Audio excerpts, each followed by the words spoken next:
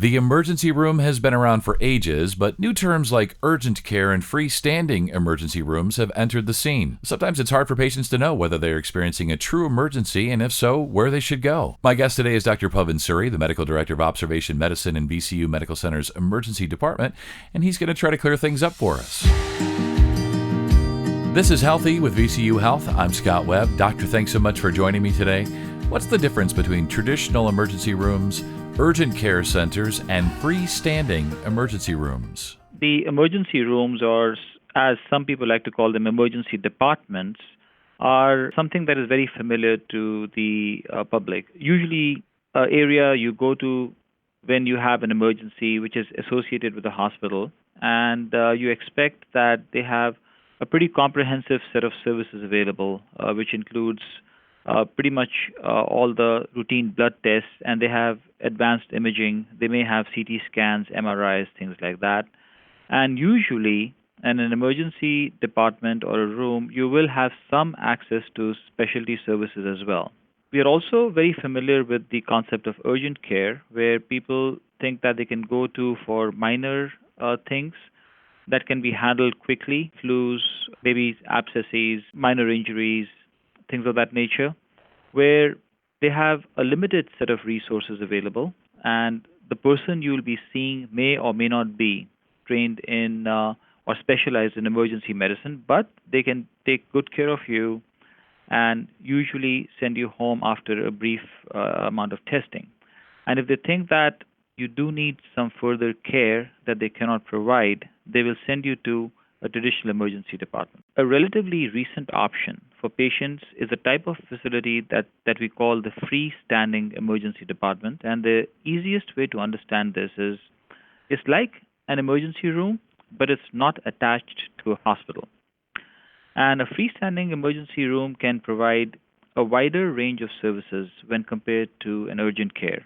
And it will have things like CAT scans and other tests traditionally not available in an urgent care center. Some freestanding emergency rooms, like the one that VCU is opening at New Kent, will offer distinct advantages.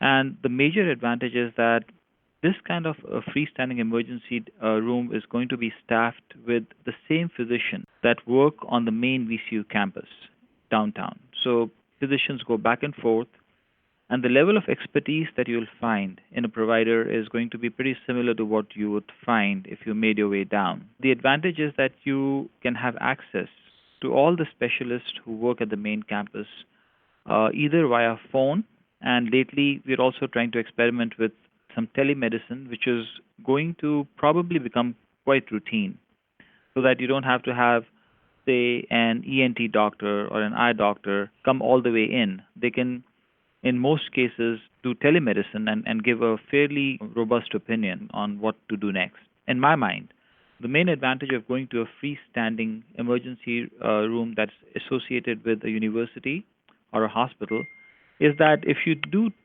need, say, admission, then the process becomes quite seamless. The person or the physician or the advanced practice provider who's working in a freestanding emergency department can call the inpatient hospitalist or the doctor and directly admit you. The big advantage, in my opinion. Now, I must caution that not all freestanding emergency rooms have close hospital affiliations, and there may be some entities that are independently staffed that may have some sort of an agreement with a hospital, but they're not associated with that hospital. So someone who's trying to decide between the three entities should understand the differences and then also understand what kind of services can be offered. Doctor, thanks so much for that great explanation. Is the level of care, treatment, or expertise better at one or the other, or now the third option? Well, what do you recommend to patients? Let me start with the most obvious, which is when do you call 911? For some conditions, it's quite clear. For example, if you see somebody with severe chest pain who collapses in front of you, or somebody who has an obvious stroke, they can't move their hands or their legs, or they can't speak, or they have severe shortness of breath from congestive heart failure or asthma. These are true emergencies, and you call 911. And sometimes the signs of a stroke or a heart attack can be subtle or even misleading. So my advice is always trust your instincts. And when in doubt, call emergency medical services who will always help you sort things out. They'll be able to activate the right response and get you to the right facility in the shortest possible time. I also want to mention medical conditions that affect children or pregnant women that are best treated in a hospital with specialized OBGYN or pediatric services. All of these are available at major centers like VCU. You have to decide that, okay, where am I? What kind of services I might need? And then decide where do I want to go. When in doubt, always go for the higher level of care is always my suggestion to people. When you are in doubt whether you're having a heartburn or a heart attack, think that you're having a heart attack. And that way you will be always on the safe side. There are too many people who try to either minimize or talk away their symptoms. Doctor, it's so great to have your expertise. You mentioned calling 911 and the role that EMS personnel play. And we've touched on this relationship with Doctors Abutanos and Rossi in the context of why VCU Health invests in pre-hospital provider education and training. Can you discuss the importance of EMS personnel and really how they save lives? You're absolutely right, Scott. I think VCU is one of the most heavily invested institutions in the state that really values our relationship with EMS. And we have dedicated EMS outreach group that provides continuous education to EMS personnel. We always attempt to keep them up to speed with the latest of what's going on in the world of research and innovation and bring it to the field. The importance is that EMS can make the difference between life and death. A well-trained EMS team can easily detect and treat conditions even before you hit the emergency department or emergency room, as you might call it. And they are able to alert us if you need to have things like airway support or even intubation.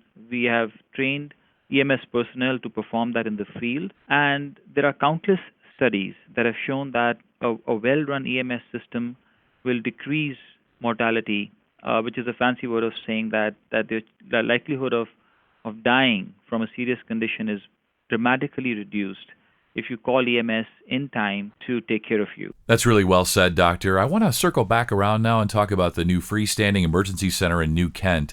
This is really fascinating to me because it kind of breaks the mold, breaks the model of, the patients going to the hospital. It's like now the hospital and the doctors are coming to this medically underserved community. It's really cool. Let's talk about that. We have found that New Kent and its surrounding areas did not have adequate access to good emergency care. And patients would drive long distances to come to VCU. And if they were somewhat stable, that would be okay. But sometimes we found that that long ride could result in negative consequences for the patient. And we thought long and hard about this, and we said that it aligns with our mission to provide services to an area that doesn't have any, and to bring this to the community in the best possible way. We toyed with various ideas, and we found that a freestanding emergency room is the best option. We see that the underserved population will have other conditions that are not diagnosed. So I'll give you an example. A person presents with an abscess to the leg, and while woke up, you find that their blood sugar is 600, and they don't even know that they have been a diabetic for 2 years, and this is the first time they're finding that the sugar is so high. Now, this is a complex situation where you know that treating the abscess is only part of the problem. So having a freestanding ED helps tremendously to get things started, send some further studies, contact endocrine specialty, and have them be set up to be seen in the clinic in a couple of days. And that would not be possible if we just ran an urgent care. So we have put a lot of thought into opening a freestanding ED. And another thing, Scott, that I want to tell you is that approximately 70 to 80% of people who come to a freestanding emergency department actually will go home. And so this is smack in the middle of what an urgent care or a traditional emergency room will provide.